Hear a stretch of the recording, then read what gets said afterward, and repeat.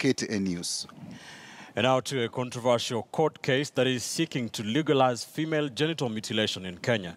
A female medical doctor in Machakos is asking the court to allow adult women who want to get the cut to be allowed to do so. Dr. Tatu Kamau says the laws prohibiting FGM are unconstitutional. And as our Timothy Otieno now reports, the case has reopened debate on a practice long considered by campaigners as retrogressive. The girl in a black jumper, whom we'll choose to call Grace, is returning home after 9 years. A group of anti-FGM activists in this village, Lolongoswa, in Kajiado Central constituency, saved her from the cut just when she was 7 years old. She has since concluded her KCPE and was brought back home to reunite with her mother. It's a story that many girls in this area are familiar with.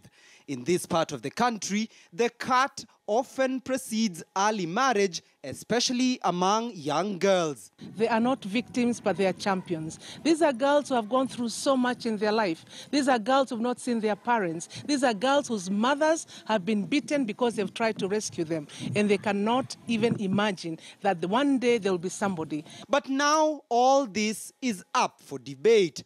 A legal one that will be playing out in the Machakos Law Courts for the next few weeks and months. The case before the court is seeking to legalize female genital mutilation among adult women who consent to the act. Dr. Tatu Kamau, a medical practitioner with over 25 years of experience in the field, is the brains behind the controversial court action.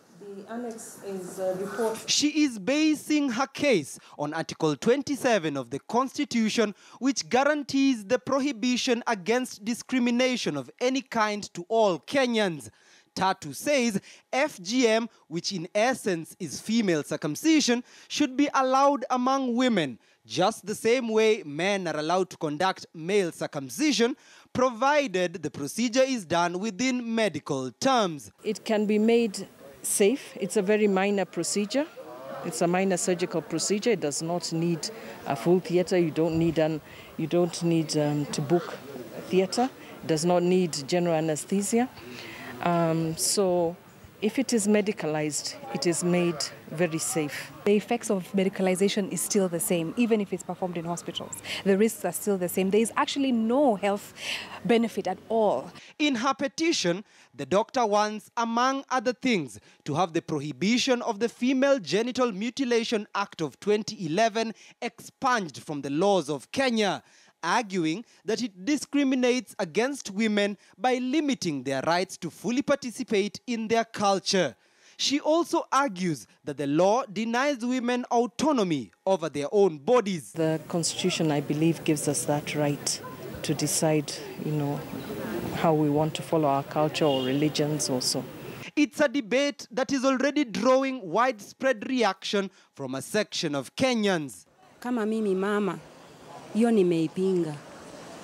Maana hata katika Biblia hakuna mahali nimesoma ya kwamba wanawake wao wanatairiwa, wanaume ndio wanafaa. Kukeketaje ni mzuri, lakini mtu akiwa hataki kukeketwa, wacha akae namna hiyo.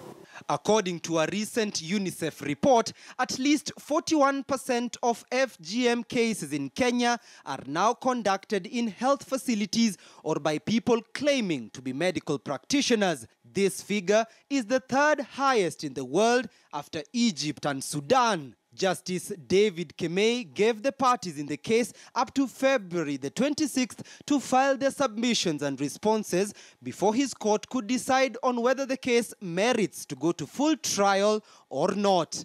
Timothy Otieno, KT.